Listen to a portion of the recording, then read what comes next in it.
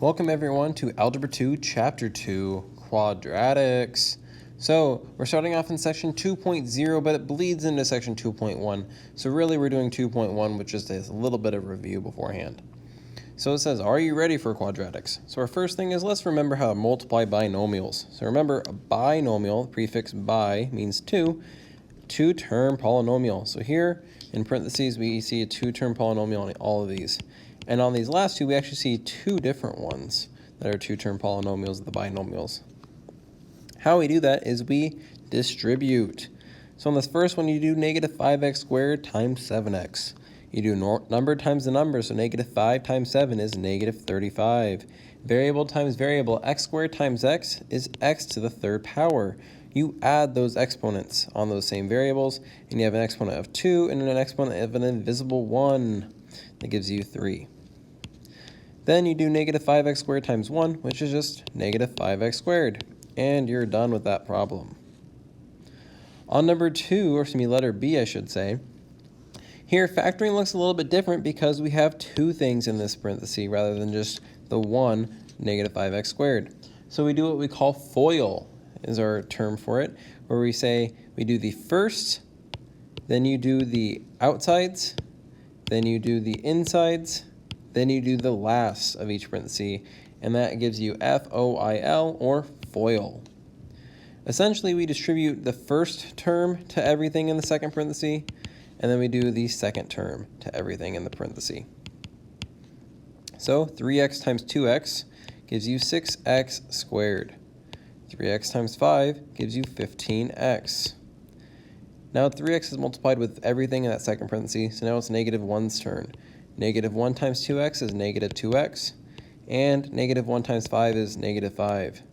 So you might notice we did not multiply 3x and negative 1 together, nor did we multiply 2x and 5 together. And the reason we did not is because those are already subtracting and adding, so we're not going to multiply them together. Now we look to combine like terms. 15x and negative 2x are like terms because they have the same exponent of 1. So you get 6x squared plus 13x by adding 15 and negative 2 minus 5. Last but not least, letter C. Same idea as we did on letter B here. It might be a good idea to pause it and go ahead and try it on your own. Negative 2x times x is negative 2x squared. Negative 2x times negative 4 is positive 8x. 1 times x is just x, or 1x. And 1 times negative 4 is negative 4. Combine like terms, 8x and x. So we have negative 2x squared plus that 9x minus 4. And we're done with letter C. Little more review. We want to name these perfect squares in order without a calculator. And when it says you want to know these, you really, really will. It'll come in very handy, I should say, if you have these memorized. You might learn little just tips and tricks to help you remember them along the way. I know I did when I had to memorize them when I took Algebra 2. So 1 squared, 1 times 1 is 1. 2 times itself is 4. 3 times itself is 9. 4 squared is 16. 5 squared is 25. And it might be a good idea to fill out as many of these as you can on your own first. 6 squared is 36. 7 squared is 49. 8 squared is 64. 9 squared is 81. 10 squared is 100. 11 squared is 121. 12 squared is 144. 13 squared is 169. 14 squared is 196. Just reverses of each other there. 15 squared is 225.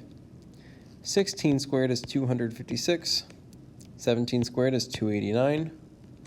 18 squared is 324. 19 squared is 361. 20 squared is 400. 21 squared is 441. 22 squared is 484. 23 squared is 529. 24 squared is 576. And last but not least here, 25 squared is 625. Like I said, it would be a good idea to work on memorizing these. Maybe it's something you can quiz yourself using flashcards or something like that. I'm sure if you go online, you can find many Quizlets made that already have flashcards made of these.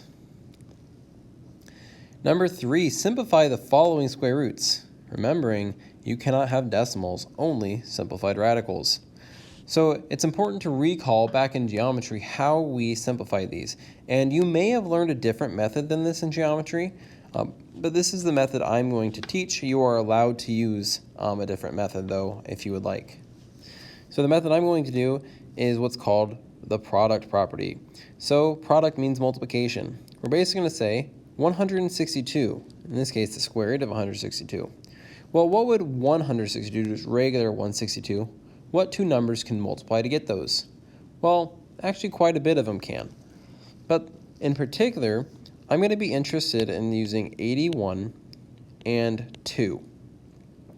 Now, because we're using the square root of 162, we can't take normal 81 and normal 2. We have to take the square root of 81 and the square root of 2. Now, the reason I chose the square root of 81 is because 81, we might notice, is a perfect square. That was 9 squared. So that's where those perfect squares really come in handy. And so the square root of 81, aka what times itself is 81, is 9. So we end up getting 9 times the square root of 2, which is our answer at this point. So that's as much as we can simplify this square root. So a reminder, even though other numbers could have multiplied to get to 162, for example, 9 times, I believe, 18 would have gotten there. That wouldn't have been our best choice, though, because 81 is a much bigger perfect square than 9 is. So if we had chosen 9, we'd have gotten regular 3 from the square root of 9. And then square root of 18, we would have had to say, well, can we simplify the square root of 18? Oh, yeah, that's the square root of 9 and the square root of 2. So you'd have the normal 3 still, and then the square root of 18 would turn into square root of 9 and square root of 2, and you'd have to go through this process again. And that can be a bit of a pain. Letter B, square root of 32, the biggest perfect square that goes into it. There's a couple perfect squares that go into it, but we want the biggest one. So you can always look through this little chart or table we made here, or I should say a list, and say, okay, of these numbers on the right of the equal sign, do any of those multiply into 32? And we want the biggest one that does. And the answer to that would be 16. 4 also multiplies into it, but that's not as big as 16 is. So I want to go with this being the square root of 16 times the square root of 2, because normal 16 times normal 2 is normal 32, meaning the same would be true if they're all the square roots of those numbers. Now, the reason it's helpful is the square root of 16 is normal 4. So you have normal 4, or just 4, times the square root of 2 as our answer. And you cannot multiply those any farther together than what they are. On letter C, the only slight difference here is we have a negative 3 in front of the square root this time. The way I want us to think about these is we actually secretly had a number in front of A and B as well. We just didn't see it. It was always a secret 1 times that. So it was 1 times the square root of 81 times the square root of 2. So it was really like a 1 times 9. But what is 1 times 9? It's just 9, which is why we didn't have to worry about it.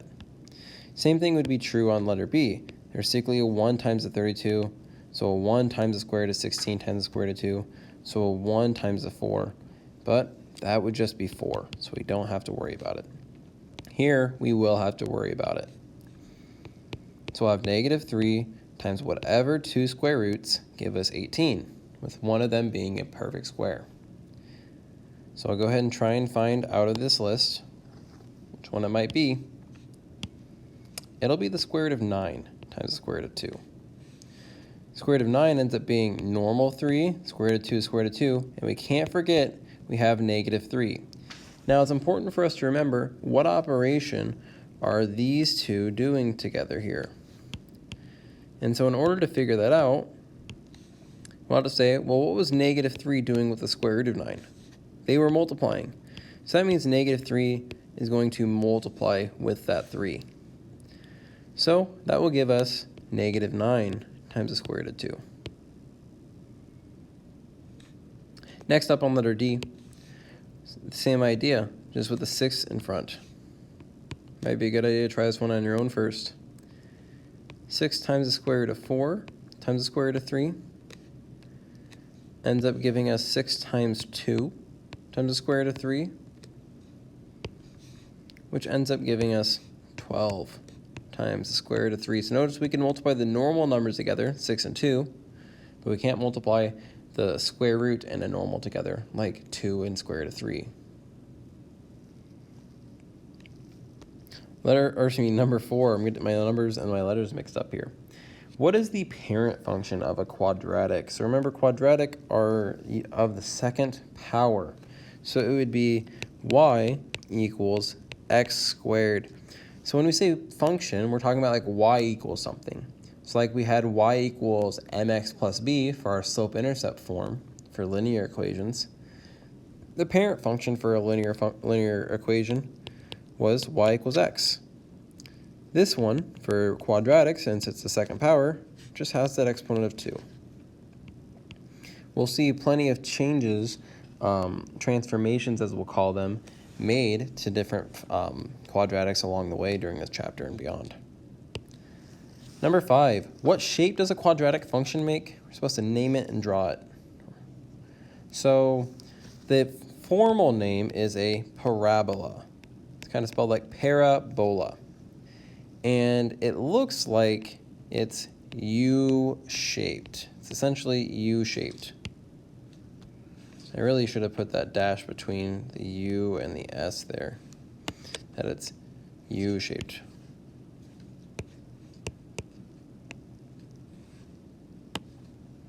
So the name of it is a parabola, and it really looks like it's U-shaped. So a little sketch, draw a U, put arrows. You could also open down if you really want. All right, next here for a review before we dive into the actual chapter, or section 1 stuff, is factoring out the GCF, or greatest common factor. So remember, greatest means the biggest such that we got, common meaning they share it, factor meaning it multiplies into it. So we're saying, hey, what do these two have in common? So let's go part by part with these. So 14 and 7, what do they have in common? Well, a 7 multiplies into both of those. And if I take a 7 out of 14, that means I'd have 2 left, aka 7 times 2 would be 14. If I take it out of the 7, that'd just be a 1, aka 7 times 1 is 14. Next, with x squared and x. Remember, x squared is essentially x times x.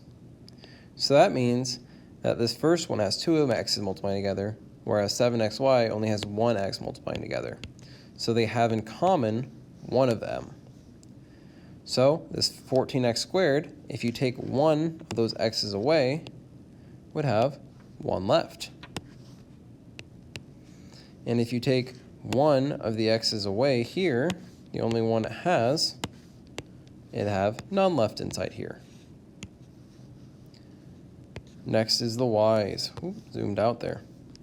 Y cubed and y squared. So y cubed is y times y times y, and y squared is y times y. So you notice they have 2 each. So they both have 2. This one happens to have an extra one, third one. So what do they have in common? Y squared, 2 of them. And if you take 2 away from the first one, there's still 1 left. If you take 2 away from the second one, there are no y's there. So this means that we have successfully factored out the GCF, or greatest common factor. Now, a quick way you could always check your work is this problem, or this expression, should be a lot like those first expressions we did up here, where we distributed this in. So it's like somebody undid this math that we just did there by distributing. So the way we can check is if I were to take 7xy squared times 2xy, I should get 14x cubed, x squared, y cubed. And if I take 7xy squared times 1, I should get 7xy squared. And that is the exact same as what we started with, meaning we did this right. So that's a quick way you can always check your work.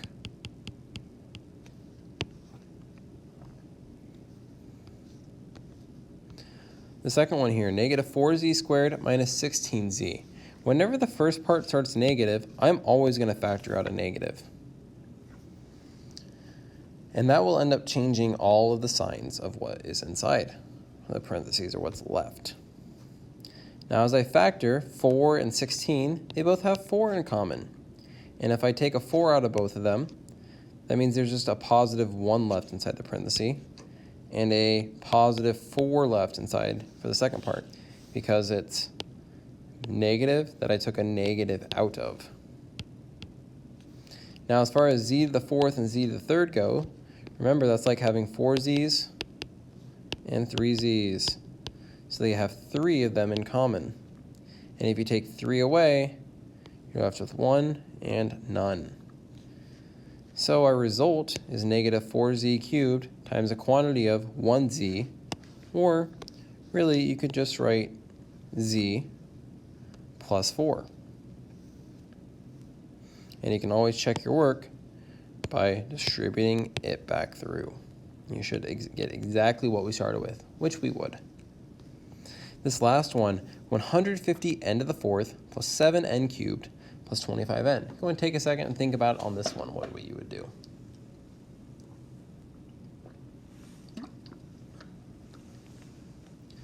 On this one, 157 and 25 don't have anything in common, so you can't factor out a number. N to the fourth, n cubed, and n all have something in common, but it's just one of the n's.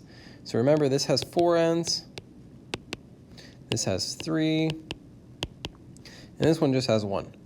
So that means the most you can take away is 1, because as I take away 1 from each, I notice, well, I can't take any more from this last one because they're gone. So if I take 1 out of each of them, I'm left with 150 n to the third, because there's 3 left, plus 7n squared, because there's 2 left, plus 25 with no n's left.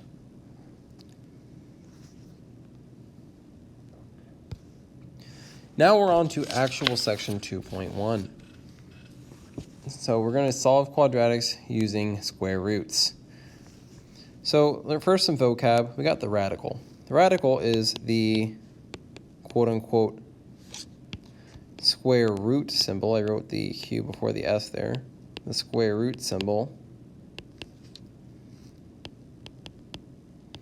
which looks like this.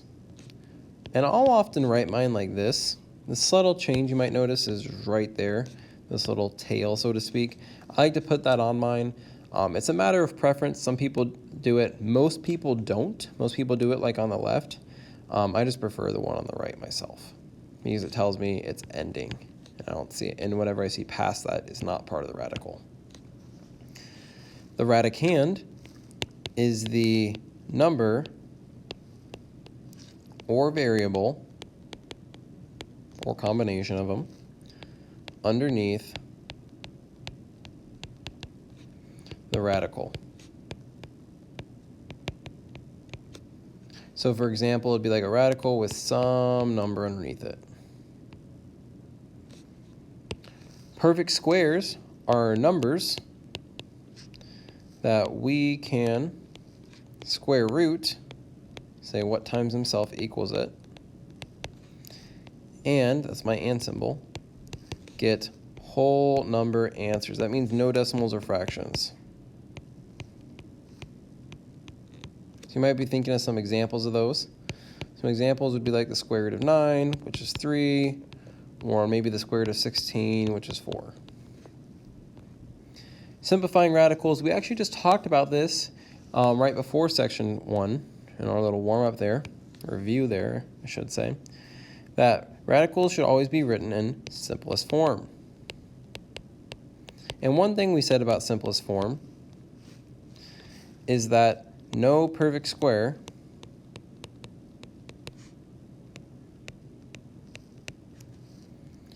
should be no perfect square factors, numbers that multiply into it, under the radical.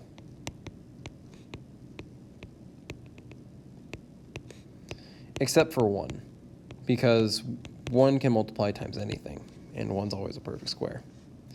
Now the second thing, we haven't said this one yet, is that we also want no radicals in the denominator.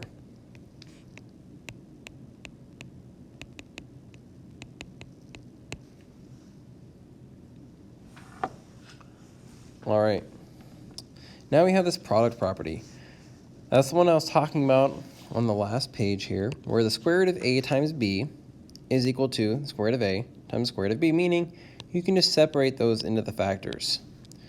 So if we rewrite the square root of 50 as, let's say, the square root of 25 times the square root of 2, we can do that because 25 times 2 is 50.